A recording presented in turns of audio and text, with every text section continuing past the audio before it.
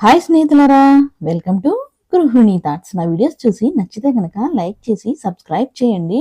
ఈరోజు అయితే వీడియోలో ఎంతో టేస్టీగా ఉండే సున్నుండల్ని ఎలా తయారు చేసుకోవాలి పర్ఫెక్ట్ కొలతలతో అయితే తెలుసుకుందాం. ఈ సున్నుండలు అయితే తినడానికి చాలా టేస్ట్గా ఉంటాయి. ఇవి ఇంకా తినడానికి టేస్టే కాదు, హెల్త్కి కూడా చాలా మంచిది. ఇంక తినేటప్పుడు ఒక్కటి తింటే ఇంకొకటి తినాలనిపిస్తుందనమాట. అంత టేస్ట్‌గా ఉంటది. మరి ఇంత టేస్ట్‌గా ఉండే ఈ సున్నుండల్ని ఎలా తయారు చేసుకోవాలో మొత్తం ప్రాసెస్ అంతా ఈ వీడియోలో తెలుసుకుందాం. ముందైతే మనం పొట్టుతో ఉన్న మినపగుళ్ళునైతే తీసుకున్నాము.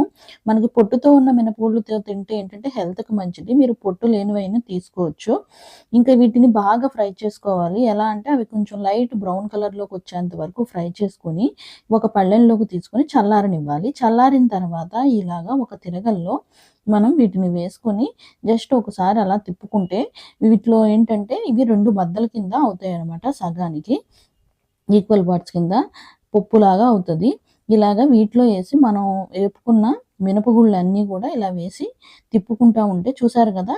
2 పార్ట్స్ కింద అవుతున్నాయి సగానికి. పప్పు కింద అయిపోతుంది గుళ్ళు కింద ఉన్నదంతా. ఇలా అయిన తర్వాత వీటన్నిటిని ఒక క్లాత్‌లో వేసి దగ్గరికి కట్టి ఒక రాయితో గనక పైనుంచి కొట్టారంటే ఇంకా శనికాల రాయితో దేనితో అన్నా సరే గొడ్డ మీద కొడితే దానికున్న పొట్టంతా పోతుంది.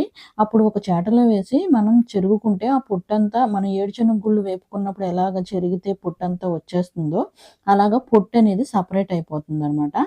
చూపిస్తున్నా కదా చూడండి. ఇలాగ బద్దల కింద మనకి ఈక్వల్ పార్ట్స్ కింద పప్పు కింద అయిన తర్వాత ఒక గుడ్డలో మూట కట్టి రాయితో పైనుంచి కొడితే ఇవి తర్వాత చెరుగుకుంటే మనకున్న పొట్టంతా కూడా ఊడిపోతుంది. ఈలోగా మనం దీంట్లోకి నెయ్యినైతే కాచుకోవాలి. నెయ్యినైతే కాచుకొని ఇలాగా మనం కొంచెం చల్లారడానికి పక్కన పెట్టాం.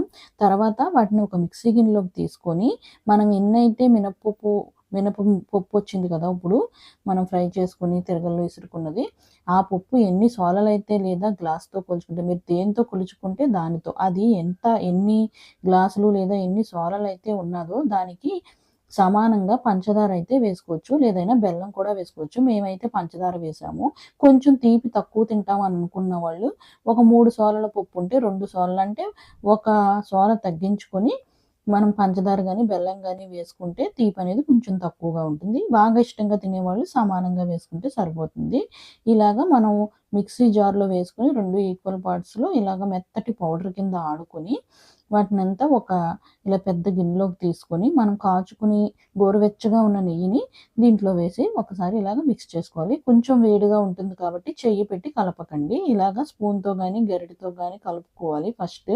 మొత్తం నెయ్యంతా వేసేయకుండా కొంచెం కొంచెం నెయ్యినైతే దీంట్లో యాడ్ చేసుకుంటూ ఇలా మిక్స్ చేసుకోవాలి. ఒకవేళ మనకి నెయ్యి గాని సరిపోలేదు అనిపిస్తే మళ్ళీ కొంచెం నెయ్యి వేసి ఒకసారి మిక్స్ చేసుకోండి. ఇలాగ వేడిగా ఉంటుంది కాబట్టి ముందైతే మనం ఒక గరిటెతో ఇలాగ మొత్తాన్ని మిక్స్ చేసుకుందాం. ఇలా మిక్స్ చేసుకున్న తర్వాత ఇది కొంచెం చల్లారుతుంది కాబట్టి అప్పుడైతే మనం చేత్తో కలుపుకుంటే సరిపోతుంది. ఇలా నెయ్యిని కొంచెం కొంచెం అడ్జస్ట్ చేసుకుంటూ ఇలాగ ఈ పిండినైతే మొత్తం మనం దీనిలో కలుపుకోవాలి ఉండలు లేకుండా. ఇది మెత్తగా ఉంటుంది కాబట్టి త్వరగానే కలిసిపోతుంది నేతిలో. ఇలాగ మొత్తం స్లోగా కలుపుకుంటూ నెయ్యనేది మనకి ఈ పిండిలో మొత్తం మిక్స్ అయ్యేలాగా ఇలాగ కలుపుకోవాలి. ఇలా కలుపుకున్న తర్వాత ఉండలు లేకుండా చేత్తో కూడా మొత్తం ఒకసారి మిక్స్ చేసేసుకోవాలి.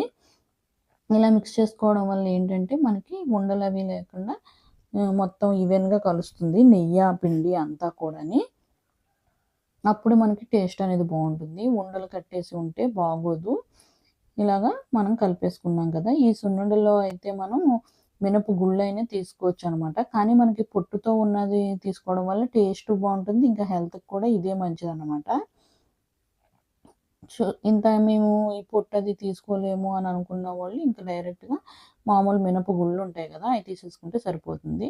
ఇప్పుడైతే మనం ఈ గరిటె పక్కన పెట్టేసి ఈ చేత్తో అయితే గనక మొత్తం ఈ సున్నుండల పౌడర్‌నైతే ఈ నెయ్యిలో మొత్తం కలిసేటట్టు ఇలా మిక్స్ చేసేసుకోవాలి. మనకి నెయ్యి కొంచెం తగ్గింది అని అనుకుంటే నెయ్యినైతే మధ్య మధ్యలో అడ్జస్ట్ చేసుకుంటూ కలిపేసుకోవాలి. మనం ఇలా కలుపుకున్నాక మనం ఒక్కసారి ఫస్టే రౌండ్‌గా చుట్టుకోవాలని అనుకుంటే గనక ఎక్కువ టైం పడుతుంది. లేదు ఒక చిన్న టిప్‌తో పాటిస్తే అయితే మనకి ఈ ఉండలు చుట్టుకోవడం కూడా రౌండ్‌గా చాలా సింపుల్. ఏంటంటే ఫస్ట్ మనం నెయ్యి అనేది కొంచెం ఎక్కువే వేసుకొని చుట్టుకుంటాం కాబట్టి వెంటనే రౌండ్‌గా రావాలంటే రావు. కాబట్టి మనం ఏదోలాగా మనకి ఏ సైజులో కావాలో ఆ సైజులో ఉండలనైతే చుట్టేసుకొని ఒక స్టీల్ ప్లేట్‌లో గానీ, కంచంలో గానీ పెట్టుకోండి. ఎన్ని ఉండలైతే అన్ని స్టీల్ ప్లేట్‌లో గానీ, కంచంలో గానీ పెట్టుకొని అవి కొంచెం ఆరనివ్వండి. మనకి నెయ్యి ఎలా ఏసుకోవాలంటే చూసారు కదా! ఇలా ప్లేట్‌కి అంటుకుంటుంది. ఇలాగ ఉండాలి నెయ్య. ఎందుకంటే కొంచెం డ్రై అయిన తర్వాత అవి ఆరిపోతుంది. ఆరిపోయినప్పుడు మనకి తక్కువ వేసుకుంటే ఏంటంటే ఈ సున్నుండలు అనేవి విడిపోతాయన్నమాట. ఇరిగిపోతాయి. అలా ఇరిగిపోకుండా ఉండాలంటే మనం నెయ్యి అనేది కొంచెం ఎక్కువే వేసుకొని అలా ప్లేట్‌కి అంటుకునేటట్టుగా మనమైతే ఇలా చిన్న చిన్న ఉండల కింద చుట్టుకొని ఒక ప్లేట్‌లో అయితే పెట్టుకోవాలి. ఇలా పెట్టుకొని ఎన్ని ఉండలైతే అన్ని సున్నుండలని మనం ప్లేట్స్‌లో పెట్టేసుకోవాలి ఫస్ట్. మన దగ్గరున్న పిండినంతా కూడా చేసుకొని ఫస్ట్ అయితే మనం ప్లేట్‌లో పెట్టుకొని కొంచెం ఆరనివ్వాలి. అలా ఆరడం వల్ల ఏంటంటే నెయ్యి అనేది ఈ సున్నుండలో కొంచెం బాగా కలిసి పైనంతా కొంచెం డ్రై అవుతుంది. ఇలా డ్రై అయినప్పుడు మనం వీటిని మళ్ళీ ఒకసారి చుట్టుకోవాలి. అప్పుడు మనకి పర్ఫెక్ట్ షేప్‌లో సున్నుండనేది రౌండ్‌గా వస్తుంది. కొంచెం ఒక 5 మినిట్స్ ఆరిపోయిన తర్వాత మళ్ళీ మనం ఒకసారి వాటిని చుడితే గనక సున్నుండలు మళ్ళీ మనకి పర్ఫెక్ట్ షేప్‌లోకొస్తాయి. కొంచెం లైట్ కలర్‌లోకి కూడా వస్తాయి. చూసారు కదా!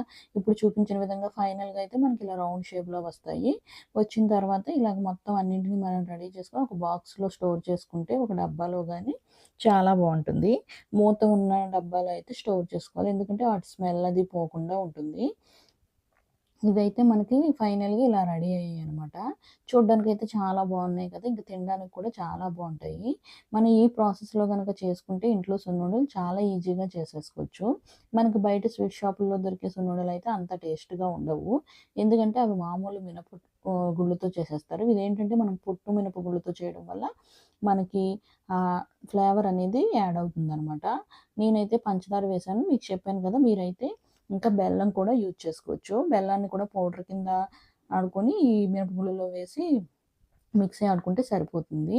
వీటి టేస్ట్ అయితే చాలా బావుంటుంది. తప్పకుండా ట్రై చేసి ఎలా ఉంది కామెంట్ చేయండి. ఈ వీడియో గనుక మీకు నచ్చితే నా ఛానల్‌ని ప్లీజ్ సబ్స్క్రైబ్ చేసి, లైక్ చేసి, షేర్ చేయండి. ఇలాంటి వీడియోస్ కోసం నా ఛానల్‌ను